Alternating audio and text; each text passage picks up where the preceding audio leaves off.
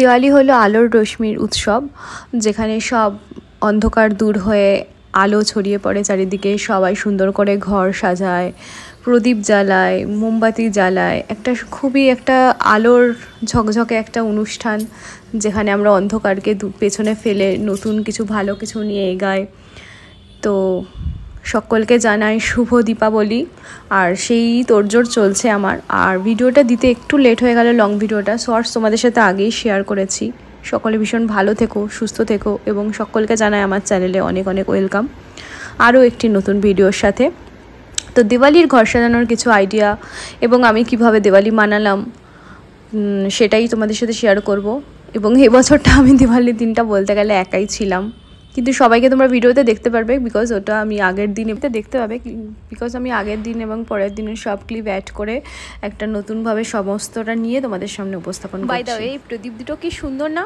আর দিওয়ালি শপিংয়ে তো প্রদীপ, ফুল, অনেক নতুন নতুন বিভিন্ন ক্যান্ডেলস, বিভিন্ন যেগুলো হয় না মানে অ্যারোমা টাইপের, মানে স্মেলও বেরায় সুন্দর, ওই ধরনের ক্যান্ডেল আমি এমনিতেই সারা বছরই ভীষণ ভালোবাসি।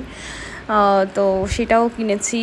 আরও ঘর সাজানোর বিভিন্ন জিনিস কিনেছি, ঠাকুর ঘর সাজানোর জিনিস কিনেছি, আর কিছু জিনিস আমার আগেরই ছিল, সব যে এখনই কিনেছি সেটা বলবো না।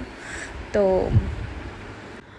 আর নিজের ঘরকে সাজিয়ে গুছিয়ে রাখতে আমার বরাবরই ভীষণ ভালো লাগে। আর যত ঘর সুন্দরভাবে শৌখিনভাবে সাজিয়ে গুছিয়ে রাখা যায়, তত নিজের মনও ভালো থাকে, সমস্ত কিছু একটা পজিটিভ ভাইবস পাওয়া যায়। আর আমি তাতে বাঁচতেই ভীষণ পছন্দ করি। তো আগের দিন ছিল ভূত চতুর্দশী, তার জন্য 14টা প্রদীপ জ্বালাতে হয়।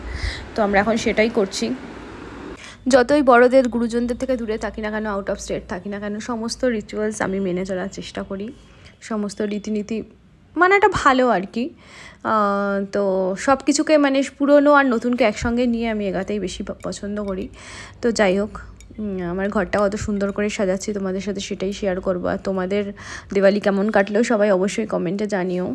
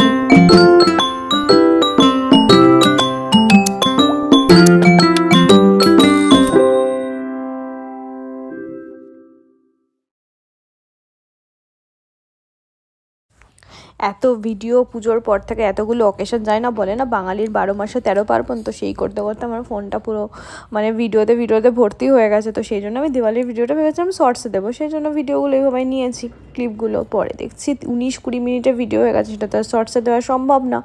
আগে তোমাদের সাথে বিভিন্ন শর্টস ছোটো ছোটো করে শেয়ার করেছি, বাজি ফাটানো, ঘর সাজানো, সমস্তটাই। তো এখন আমি লং ভিডিওটা শেয়ার করতে গিয়ে দেখছি সব এরকমভাবে ক্লিপ নেওয়া, তো লং ভিডিও দিতেই হবে, বিকজ অনেক ক্লিপ আমার কাছে থেকে গেছে, সব তো এমনি এমনি ডিলিট করে দিতে সত্যিই মন খারাপ লাগে তোমাদের সাথে শেয়ার না করে। তো চলো শেয়ার করা যাক, সেইভাবেই করছি। হ্যাপি দিওয়ালি।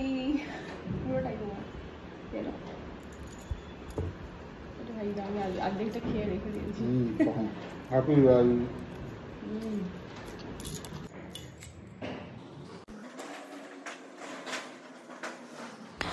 ভিডিওতে আমার বরকে ঠিকই দেখা যাচ্ছে, বাট ও 20 তারিখটা ছিল সন্ধ্যাবেলা, দেন ওর পরের দিন ট্রেন ছিল, ভাইফোঁটার জন্য কলকাতা চলে গেছে, আর আমি একাই এখানে থেকে গেছি।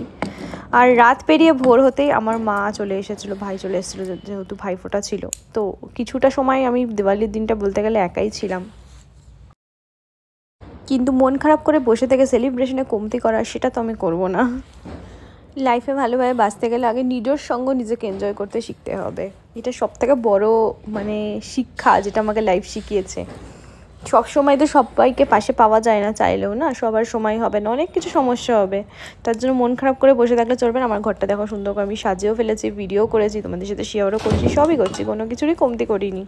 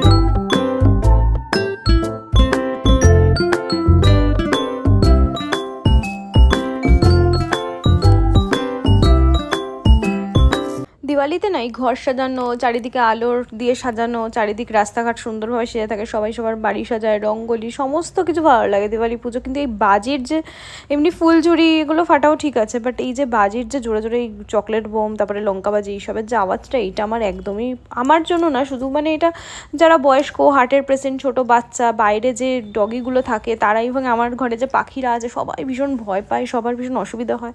তো এইটা আমার একদমই পছন্দ না। তো এটা উচিত একটু কড়াকড়ি জারি করা, যাতে রাত 12টার পরে বন্ধ হয়ে যায়। তো সেটা আমাদের এখানে হয় না, এখানে মারাত্মক লেভেলে 3-4 দিন ধরে প্রচুর পলিউশন হয়, মারাত্মক লেভেলের বাজি ফাটতে থাকে। এটা বাদ দিয়ে আর দিওয়ালি অনুষ্ঠানটা পুরোই ভালো লাগার।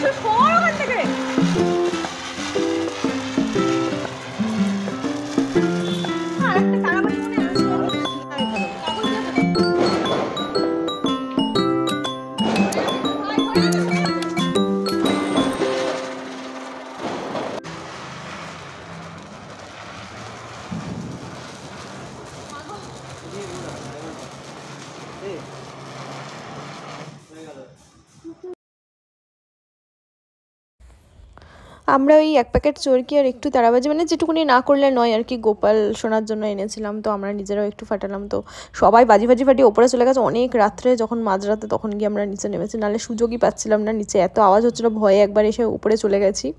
তো এই হলো দিওয়ালি আমাদের সম্পন্ন হলো এইভাবে। এরপরে আসবে ভাইফোঁটার ভিডিও। দুটো বসাসনি, দুদিকে দুটো বসাসনি,